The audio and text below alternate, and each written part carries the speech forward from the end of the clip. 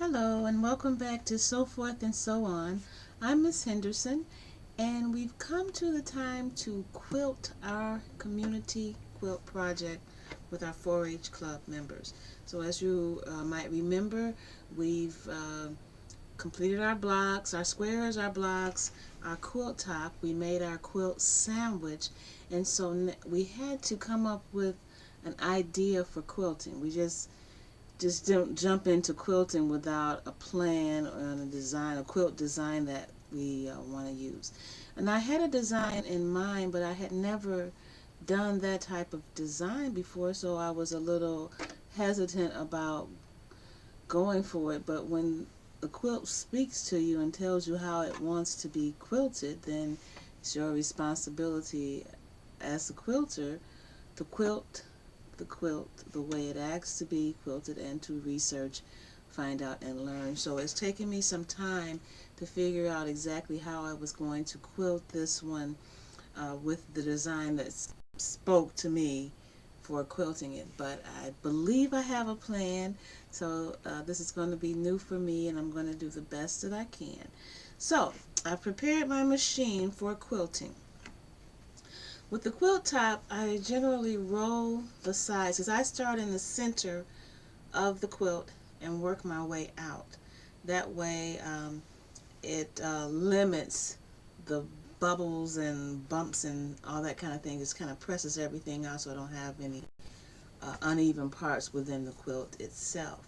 I'm not going to do a dense quilting on this particular quilt because it's more than likely going to be a wall hanging, and so it doesn't need the density for the extra warmth or anything. So I roll both sides and I pin them in place, and I start in the center of the quilt and I work my way out on either side. Each time I turn, I go to the other side so that it's as evenly quilted as I can possibly do. Of course, there will be some parts of the design where it's just going to be free motion. I'm going to use 3 different methods of quilting on this particular quilt because it's relatively small, so that I can explore and experiment a little. I will be using several of my decorative stitches that are on my machine because they don't get used otherwise.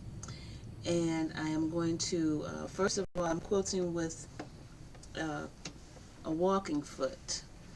And walking foot on the machine, it helps the layers. We have so many layers of fabric here that are going through. The walking foot works in connection with the feed dogs underneath to pull the fabric through a lot better.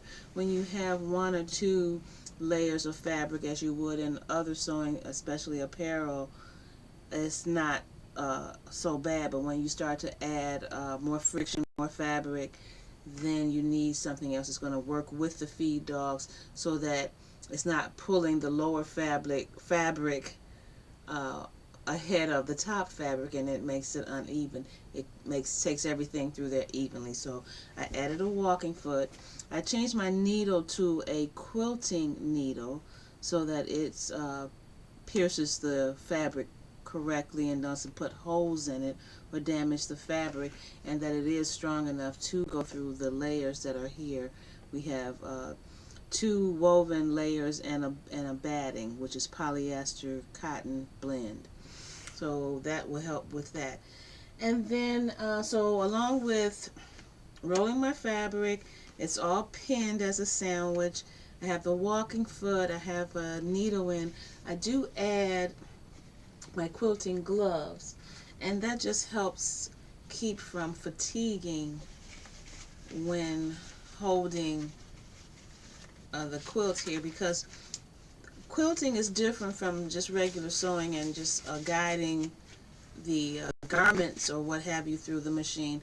With quilting, we have to pull the layers apart to make sure there's no puckering and hold it where where the layers, everything is straight and there's not a lot of puckering, none at all if possible. And then if you are doing free motion quilting, which will be the second type of quilting I'll be doing, which I'll need to change the presser foot to a darning foot or free motion foot. and that's one with a circle in it. And then I would drop the feed dog, so underneath those feed dogs wouldn't be pulling the fabric. I would be in total control of the fabric and would have to guide it along. So I'll be doing free motion quilting secondly, and I might record a bit of that for you when I get to that, which will not be during this video. And then finally I will do hand tied quilting, where I will use pieces of yarn and throughout the quilt to tie in where seams join, possibly, and that just gives it another layer of interest for the recipient and for anyone who's looking at it. So I'm hoping to be finished quilting this in a few days. We'll see how it goes. I'm going to quilt just a little bit for you now, but then I'm not going to show the whole process of me quilting. I just wanted to give you an idea of what it is, how I quilt. And everybody, I believe, quilts a little bit differently, but this is how I do.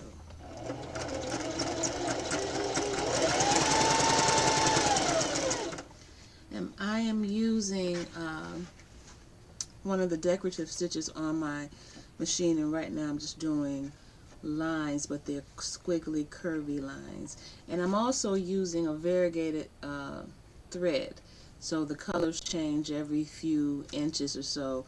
Because the quilt is so colorful, I figured I would use a matching thread. I'm using that in the bobbin and on the top.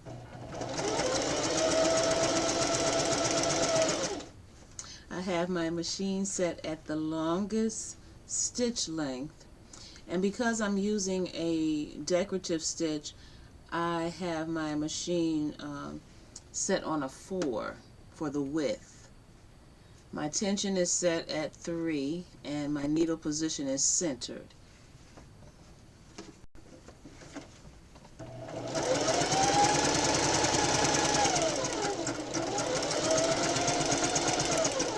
And right now I just align the edge of the presser foot with a seam that's running straight down the quilt, and I'm aligning the presser foot with that so it will come straight down, but the line I'm sewing is not, or quilting is not straight, it's a squiggly line because it's one of the decorative stitches. And then when I go to the next stitch, I will line the presser foot up with the stitch that I had done and do that line. This is down one of the sashing, down the sashing. It's not one of the quilt blocks, it's down a line down through the sashing.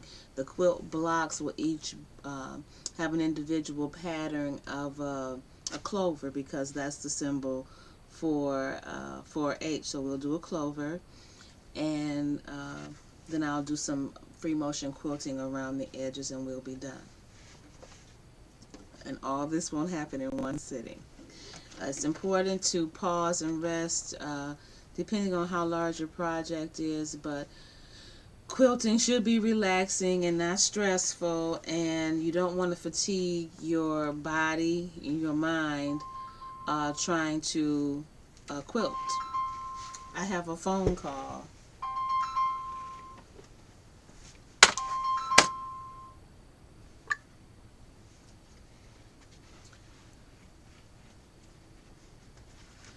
Okay, well, let's go ahead and finish up this couple lines of quilting. I just want to see, I'm eager to see what it looks like.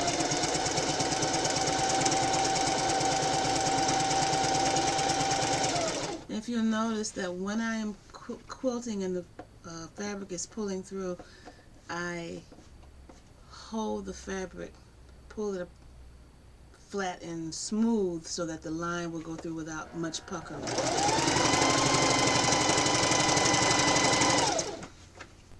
Which is why you need to take lots of breaks. After 30 minutes or so, you should take a break, walk around or something, because you in that same tense position can get your muscles tight. So take a moment to walk around, and I wouldn't spend more than an hour or so, no more than 2 hours for sure. That's long enough for one session of quilting.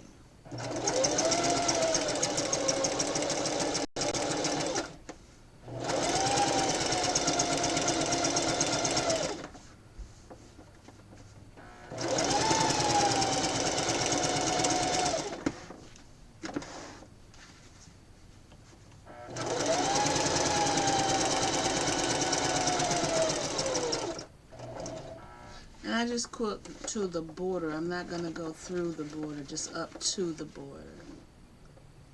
Okay, needle down, and I lift my presser foot and I turn my work. And see, by it being rolled on each side, it just makes it easier to move around. And again, I line my presser foot up with that last line that we quilted or stitched. And that kind of helps give you some evenness to it. And then you just begin stitching.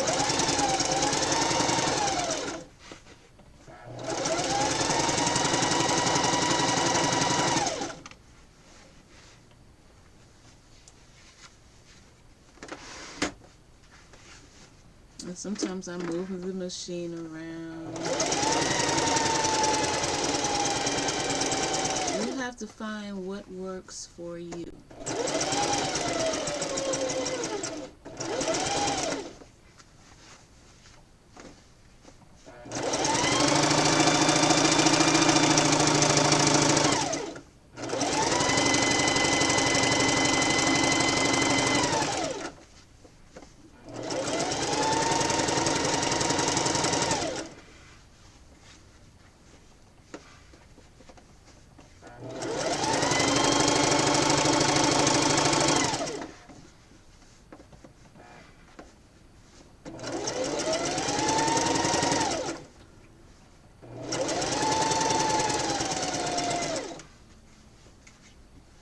Okay, so this is the last line I'm going to do with you. I'll continue off camera.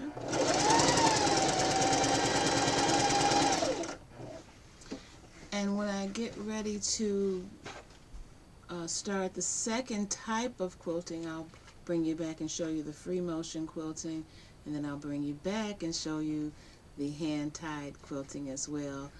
And then we'll show the binding and the finished quilt. Thank you so much for joining me today. Have a great day and enjoy the rest of your wonderful, beautiful, beautiful day.